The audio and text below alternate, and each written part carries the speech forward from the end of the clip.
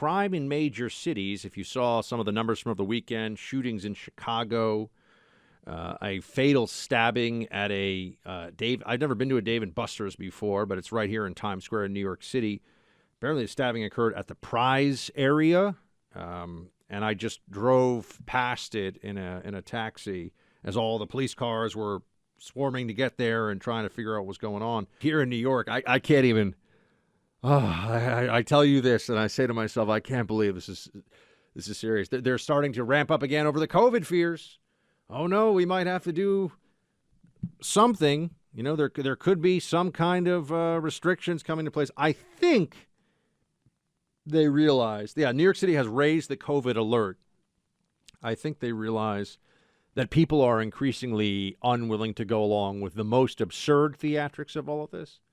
I was going to fly this past weekend down to Florida, in fact. I ended up not had to make a last-minute change. So I have not yet experienced the great freedom of being on a plane without a mask on your face. Not since the order has gone, but I am hopeful that we will continue to be in a place where we don't have to go through the absurdity of it. And if we had real journos, including at the White House Correspondents Association dinner, could just one of them please ask Fauci, not why did you refuse to go to the main dinner, but you went to the pre-parties, which everyone says is actually where all the really cool people hang out, and I guess the after parties too.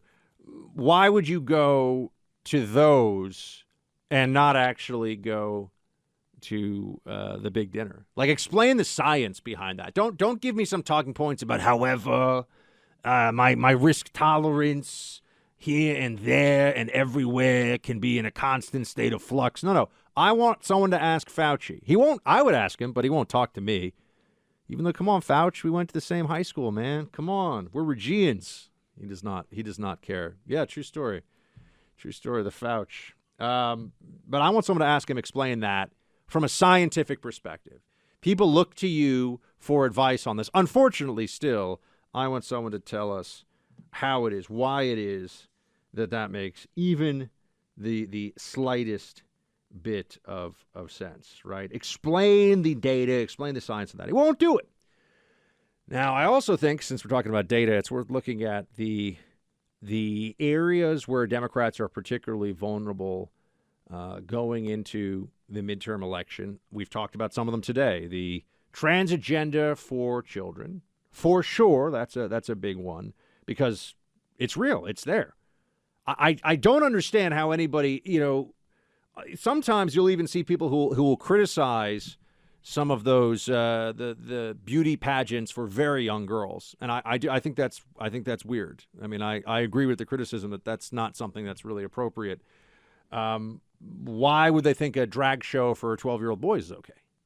I don't understand how that doesn't become a bigger part of the argument here. Discovery Plus. Discovery is supposed to appeal to. I don't even know what's on Discovery these days. I remember when some of these channels, they used to have lions on the Serengeti plains and stuff. I used to love all those nature shows that they would have, the blue whale, all that stuff. And now it's like, here's how you make something that goes vroom. It's like, is this on the Animal Planet? I mean, like, what are we doing here? But it's always, it's a job where you get really dirty. And I say, okay, well, that's cool, but I don't know what this has to do with Discovery or the History Channel. Somebody said this about Elon Musk. I would give credit, but I don't remember who it was. Once he was going to buy Twitter, once it was clear he was going to buy Twitter, that it would be cool if he could buy the History Channel and make it do history again, which I tend to agree. I tend to agree with that assessment. But on the issue of crime in major cities, we're going to have to continue to explain to everybody why this is so important and how we got to this place, because they're going to act like it's really complicated. And if you live in Phoenix, Houston, New York, Chicago, Los Angeles, San Francisco, Philadelphia, trying to think of, and I'm sure it's probably also the case in St. Louis and in some more mid-size cities of the Midwest, where the crime rate has just gone up dramatically. And we're supposed to look around at each other and just say, this is what the Democrats want. Oh, man, wow, what a coincidence. It's not a coincidence at all.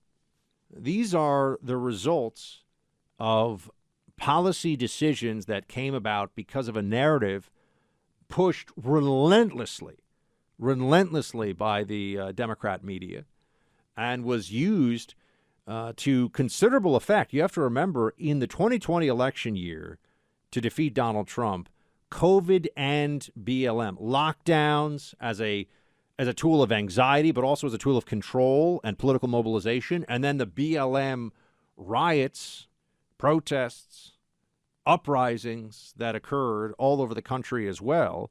These were used for political purposes, but they relied on a degree of hysteria. There were all these people who were saying, "Oh, we need more justice. We need more social justice in policing." Has that actually happened? Did that work? Let's look at the results right now. What do the results tell us? It's very clear. The results show that in jurisdictions where there are a lot of people, so we can look at the numbers more clearly, and jurisdictions where crime was already a problem, it got markedly worse when all of a sudden the story was the cops are racist. We lock up too many people who are minorities. We have to change that as a function of policy, irrespective of any one individual's criminal acts one way or the other.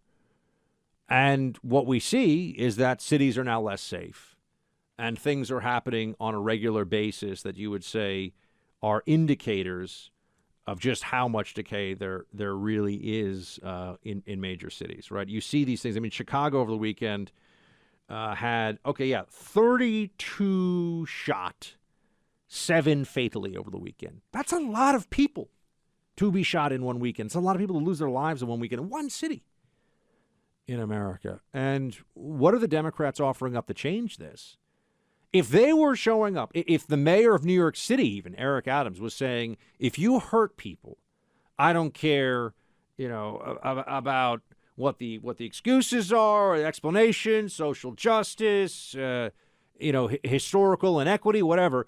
If a human being hurts another human being severely, seriously, talking about a serious assault, kills somebody, tries to kill somebody, rapes somebody, does anything, we're going to lock that person up for a very long time. If someone breaks into a store and steals $100,000 of handbags, we're actually going to lock that person up, because the disorder and anarchy that comes from failing to enforce laws, even about things like shoplifting. Now, I'm not talking about shoplifting a stick of gum, right? This is why the left always loves to do this. They say, oh, my gosh, think of all the people that are rotting away in prison because they were found with one joint, marijuana cigarette. Gosh, I say marijuana cigarette, and I feel like I am 20 years older. But, one tiny bit of marijuana. Oh, look at all the people that are serving life sentences. That's actually not what's happening. And while they may be able to, and I think under California's 3 strikes law, there have been some egregious cases where somebody did something that was quite minor, but it was a 3rd strike. They need to adjust things like that. That's not the reality, though, what's happening day in and day out.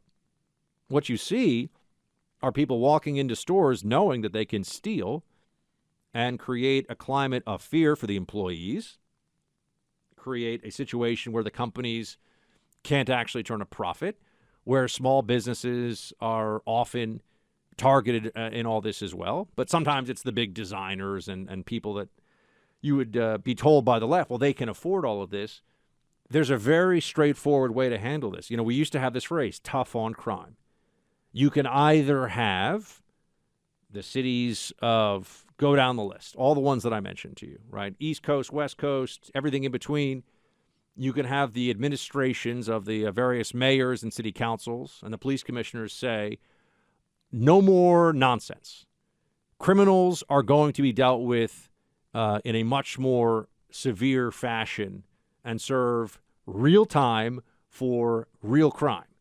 You can either take that approach. Everything else is just noise. Democrats won't say it. They won't even do it, really. You can see this. I mean, look at Lori Lightfoot, the mayor of Chicago. Look, you have Eric Adams here. You have Garcetti in Los Angeles.